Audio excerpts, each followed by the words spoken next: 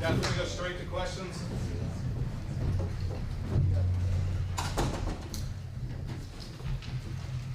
Just kind of raise your hand, someone give me, I'll point you out.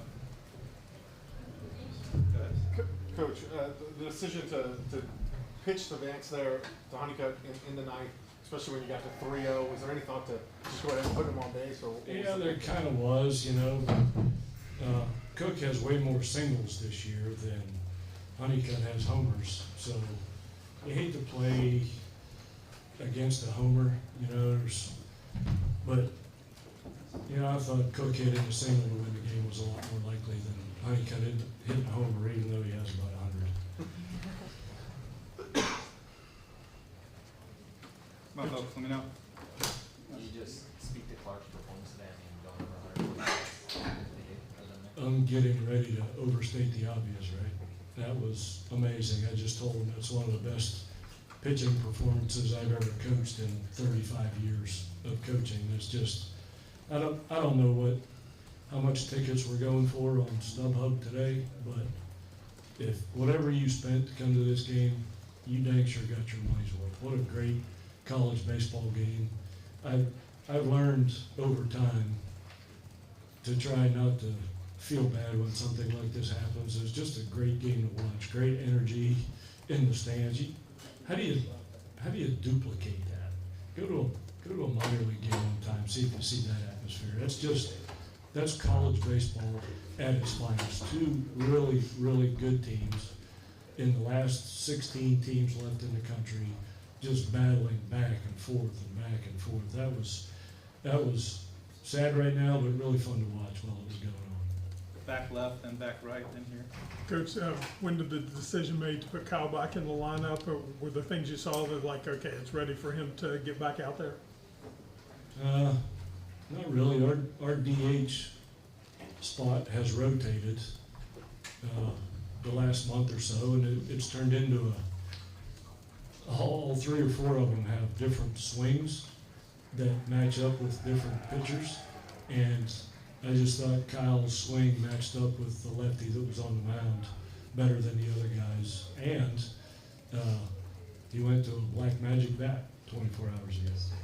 And we had a conversation behind the batting cage that he had a great round, picked up a new bat, had a great round of BP, and hitters are crazy people.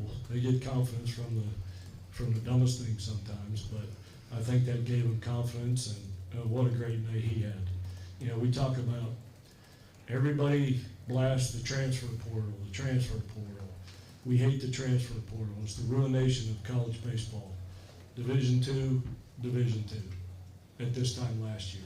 Got both of these guys out of the transfer portal, and they're performing like this at this stage of the game. Are you kidding me? With the opportunities that these guys have and what they've done for the Mountaineers, just absolutely couldn't be prouder. Back right. Kyle, I know it's hard to talk about an individual performance after the games like that, but just did you feel confident coming in, and certainly what performance it was? Absolutely. I try to always have confidence in myself, but I really just stuck to my approach. Me and the coach been talking about how swing's getting around the ball, and we really worked this past week to stay through a lot of pitches, and that is giving you the opportunity to hit multiple pitches in the middle of the field. Back to left. Derek, can you just talk about the emotions you probably felt in this game? I mean, you get off to a good start, then they had the 4 spot, and you guys chip back into it, take the lead, and then it just kind of seemed like both teams just swinging and punching at each other throughout the game.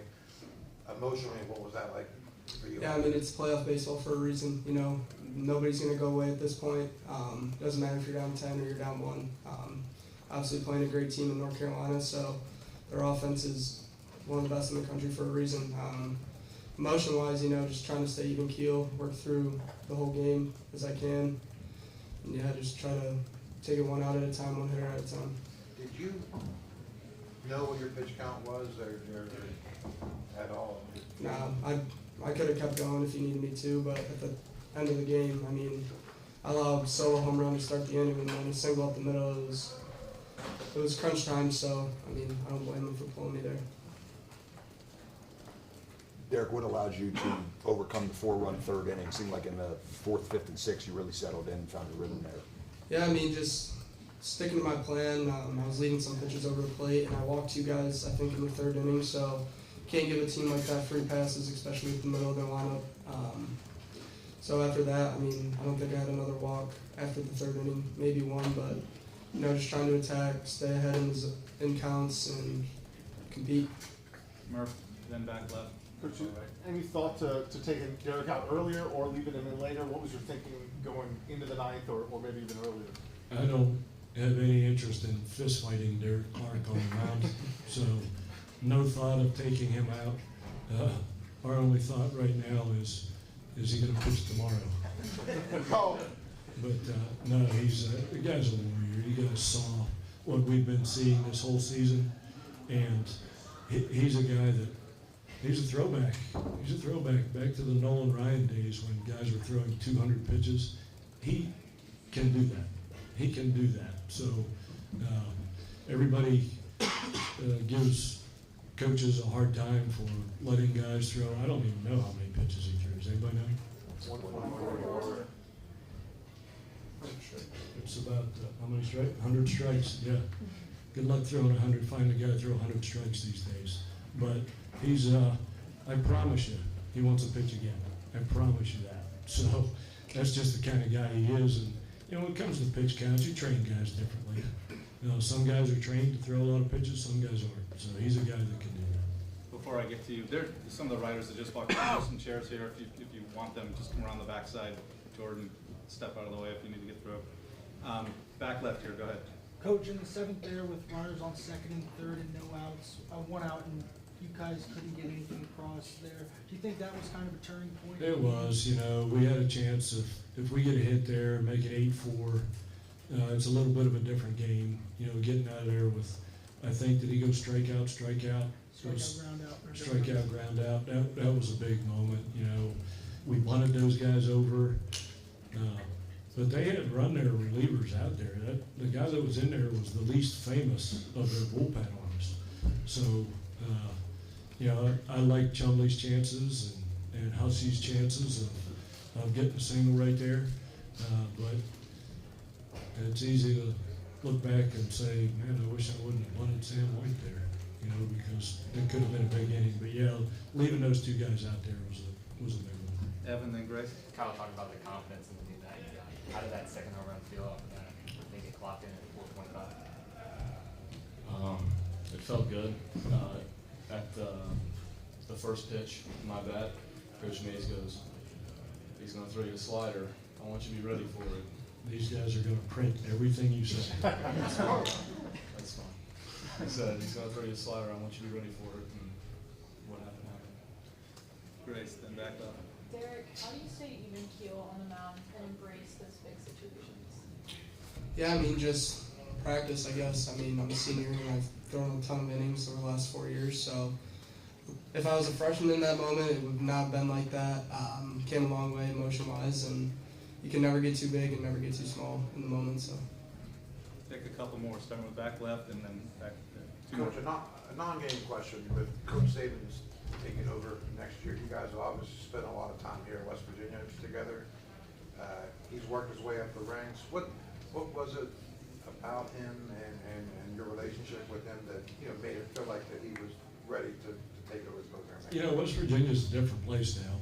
If you're not from there, you have no idea what it means to play at West Virginia, to coach at West Virginia, to work at West Virginia.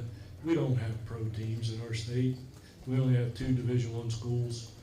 It's us and Marshall, and we probably have 90% of the fan base. So they had, I don't know what the crowd was tonight, 4,000 or 5,000. They had 4,000 fans here. We had almost 2 million fans watching this game. And that's so unusual. Does anybody know, here's a question for all the question askers. Does anybody know how many Division I schools there are in the state of North Carolina? Aaron, you know? There's about 20. So that means the residents of this state have divided loyalty among 20 schools. That's not the case in West Virginia. There's flying WV flags flying off almost every porch in our state. So we have a tremendous fan base.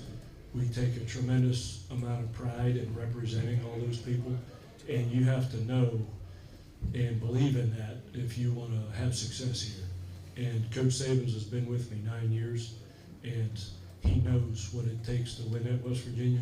We've done a lot of things in the last 12 months that have never been done at West Virginia. We won a Big 12 championship last year. We got the trophy in the trophy case to prove it. We won a regional this year. That's never been done at our school and our sport. And I really believe that with Coach Sabins, that is going to continue to go on, because we haven't reached the pinnacle yet. We're trying, but we keep getting better and better and better. And he will continue to do that. I have all the faith in the world. Hey man, my son's coming here to play, so I can say anything I want about the guy, but entrusting my son to Coach Sabins and this staff says all you need to know about how I feel about that group. Last two, one in the back, and then he's gonna ask you, who are you pitching tomorrow? I'm pitching Derek Clark. Were you not listening? Kyle, what's different about the Black Magic Bat? So my whole life, I swung a one piece, and that's the main difference. Two piece just has a little flex to it. And I just saw it sitting there after a subpar round, and I just picked it up, and that's when Coach Mays asked me why I hadn't picked it up previously. All right, thank you. So, Coleman, so seriously, who do you play? Tyler Switalski's going to be on the mound tomorrow. Thank you guys.